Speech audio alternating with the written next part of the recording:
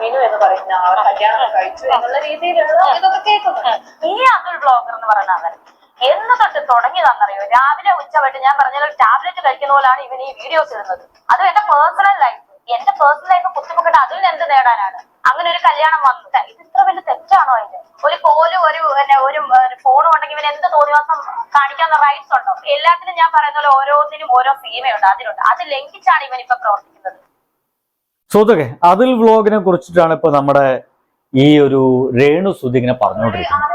അപ്പോ രേണു സുധിയുടെ ഒരു പ്രശ്നം വെച്ച് കഴിഞ്ഞാൽ ഇവർ പലപ്പോഴും ഇന്റർവ്യൂവിലൊക്കെ ഗംഭീരമായിട്ട് പൊട്ടിത്തെറിക്കുമ്പോൾ ഇവരെ വായിൽ നിന്ന് എന്താണ് പുറത്തു വരിക എന്നൊരു വലിയ പിടുത്തൊന്നും ഉണ്ടാവില്ല.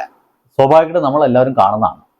എന്തായാലും ഓരോ ഇന്റർവ്യൂ കഴിയുന്തോറും ആളുകൾക്ക് ഏകദേശം രേണു സുധിന് ഇഷ്ടമായിരുന്നു.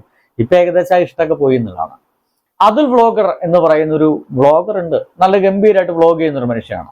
രേണു സുധി പറയുന്ന എല്ലാ കള്ളത്തരവും നല്ല വെടിപ്പായിട്ട് അങ്ങോട്ട് പൊട്ടിച്ചു കൊടുത്തു. ഇനി രേണു സുധി ചോദിക്കുന്നു, എന്തിനാണ് എൻ്റെ പുറകിൽ നടക്കുന്നത്? നിങ്ങൾ സോഷ്യൽ മീഡിയയിലാണ് നിങ്ങൾ ജീവിക്കുന്നത്.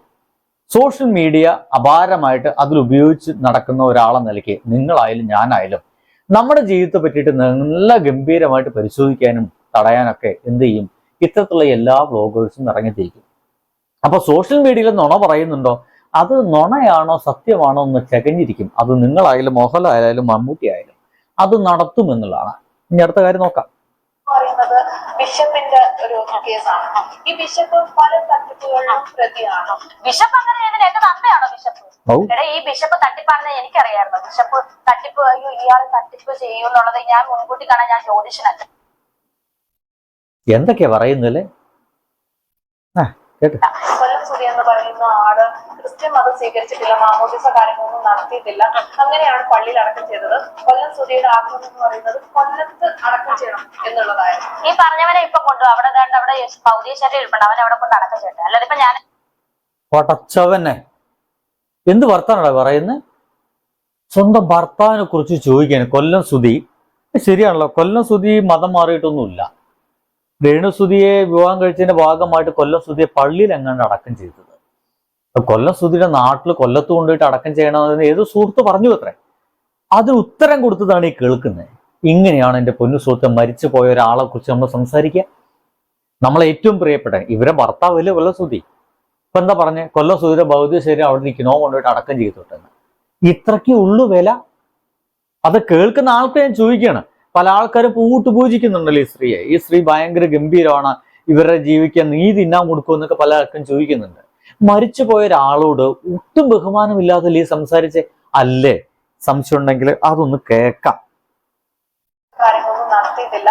അങ്ങനെയാണ് പള്ളിയിൽ അടക്കം ചെയ്തത്. കൊല്ലം സുധിയുടെ ആഗ്രഹം എന്ന് പറയുന്നത് കൊല്ലത്ത് അടക്കം ചെയ്യണം എന്നുള്ളതായിരുന്നു. ഈ പറഞ്ഞവനെ ഇപ്പൊ കൊണ്ടു അവിടെ ഭൗതിക ശരീരം ഇരിപ്പുണ്ട്, അവൻ അവിടെ കൊണ്ട് അടക്കം ചെയ്യട്ടെ. അല്ലാതെ ഇപ്പൊ ഞാൻ എങ്ങനെയുണ്ട്? ആ പറഞ്ഞതിനെ കൊണ്ടുപോവാ അവിടെ എങ്ങാണ്ട് ഭൗതിക ശരീരം ഇരിക്കുന്നുണ്ട്, അത് കൊണ്ടിട്ട് അവൻ കൊണ്ടിട്ട് അടക്കം ചെയ്തോട്ടെ. എങ്ങനെയുണ്ട്? സ്വന്തം ഭർത്താവിനെ കുറിച്ചിട്ട് 24 മണിക്കൂറും എന്താ പറയുക, എന്ത് വീഡിയോ എടുത്തു കഴിഞ്ഞാൽ ബാക്ക്ഗ്രൗണ്ടിൽ ആ പാവം സുധിച്ചേട്ടൻ്റെ ഫോട്ടോ ഉണ്ടായിരിക്കും. ആ ഫോട്ടോ അല്ലാതെ ഒരു വീഡിയോ നമുക്ക് കാണാൻ പറ്റൂല. അങ്ങനെയൊക്കെ സംസാരിക്കുന്ന ഒരാളാണ് ഇപ്പൊ ഈ പറയുന്നത്. അദ്ദേഹത്തിന്റെ ഭൗതിക ശരീരം അവിടെ ഇരിക്കുന്നു, ഓൻ വേണേ കൊണ്ടുപോയിട്ട് അടക്കം ചെയ്തോട്ടെ. ആരും അടക്കം ചെയ്തോട്ടെ എന്ന് ഇവരങ്ങോട്ട് പറയുകയാണ്.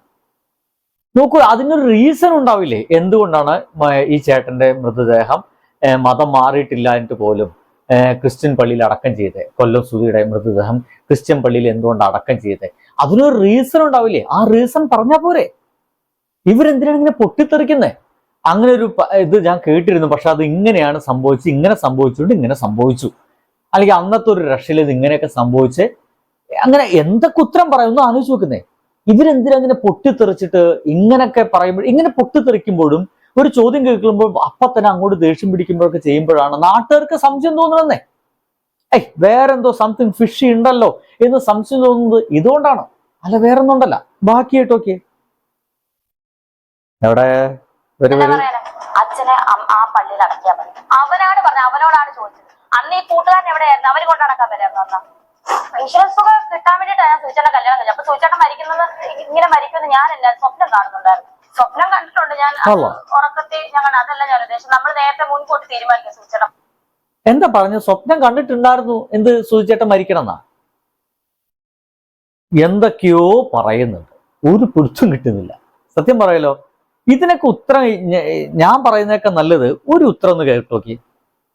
വിളിക്കാം, ചേച്ചി നടുക്ക് വന്നിട്ട് സദ്യ കഴിക്കണം, ഐസ്ക്രീം കഴിക്കണം, വീട്ടിൽ പൊതിഞ്ഞു കൊണ്ടുപോകും. ഇത്രേ ഉള്ളൂ. ഇതിനൊക്കെ ഉള്ള മറുപടി ഇത് മതി. ഡീറ്റെയിൽ ഒന്നും പറയേണ്ട കാര്യം, അവരെ പൊക്കിയിട്ട് തല വെക്കേണ്ട കാര്യമില്ല. ഇതൊക്കെ മതി. കേട്ടോ ചേച്ചി?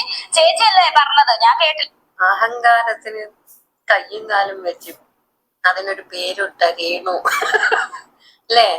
കേട്ടോളെ. അയ്യോ, എന്തെങ്കിലും പറഞ്ഞു കഴിഞ്ഞാല് അപ്പൊ പറയുമല്ലോ, അയ്യോ എങ്ങനെയെങ്കിലും ജീവിച്ചു പോട്ടെ എന്ന് പറയുന്നവർക്ക് ഡെഡിക്കേഷൻ ചെയ്യുവാണ് ഈ വീഡിയോ. കേട്ടോളെ, ഉളുപ്പില്ലാത്തവരെ. ഓ, പിന്നെ തലയിൽ കയറ്റി വെക്കണ്ടെന്ന് ഇവള് പറഞ്ഞ്, ഇവളെയാണ് എല്ലാവരും തലയിൽ കയറ്റി വെക്കുന്നത്, ഈ അഹങ്കാരം പിടിച്ച സാധനത്തിന്. വെച്ചോളി, തലയിലോ പിന്നെ നെറുകത്തോ ഇനി കൊട്ടുമുടിയിലോ കണ്ട് കയറ്റി വെച്ചോളി കേട്ടാ. അനുഭവിച്ചോളി, അനുഭവിച്ചോളി. മാല വാങ്ങിച്ചു കൊടുത്തില്ലേ, ഇനി ഒരു പ്രൊഫൈലും കൂടി വാങ്ങിച്ചു കൊടുക്കി, ഒരു ഐഫോൺ വാങ്ങിച്ചു കൊടുക്കാൻ മറക്കല്ലേ. എത്ര നല്ല അടിപൊളി വർത്താനല്ലേ, എന്താ രസം കാണാൻ. ഇത് കാണുമ്പോ തന്നെ നമുക്ക് അങ്ങനെ സന്തോഷം കൊണ്ട് എനിക്ക് വയ്യ. സമാധാനായില്ലേ? ബൈ.